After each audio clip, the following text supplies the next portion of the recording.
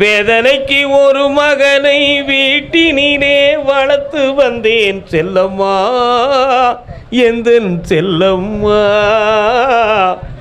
உன்னுடைய கட்டுமனைகளை போய் பார்த்தேன். உன்னுடைய தொழில் சொந்தமாக மன வருத்தமும் இவனுடைய எதிர்காலம் சொந்தமான ஒரு குழப்பமும் உங்கள் உள்ளத்தில் இருந்துக்கிட்டு இருக்கு. சில காலங்கள் நம்ம கருப்பசாமியை பார்க்க முடியவில்லையே அப்படிங்கிற ஏக்கமும் மனவேதனையும் உங்களுக்கு இருந்துச்சு. ஆனாலும் வீட்டுக்குள்ளேயே எண்ணெயை வச்சு கண்ணீர் விட்டு நீங்கள் கும்பிட்டுக்கிட்டு தான் இருந்தீங்க.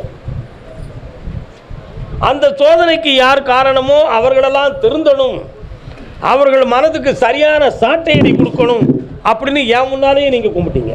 உண்மையாலையா? கால் வந்துட்டோம். இப்போ இந்த மகனுக்கு என்னடா செய்யணும்?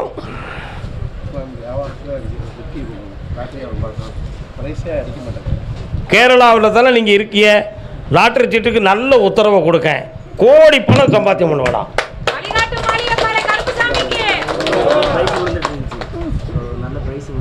நிறைய பிரைஸ் கிடைக்கும், கமிஷன் நிறைய கிடைக்கும். உனக்கே ஒரு சீட்டில் கோடி விடும். போ ஜெயிச்சு வா. உங்கள் அப்பனை கோடி சொல்கிறாக்கு இந்தாமா. உடல்நிலையை பற்றி உனக்கு ஒரு கவலை, யாரும் டாக்டர்கள் ஆப்ரேஷன் பண்ண சொல்லிடுவாங்களோங்கிற ஒரு பயம் உனக்கு. அப்படி ஒரு வியாதியே உனக்கு இல்லை. நல்லாரு.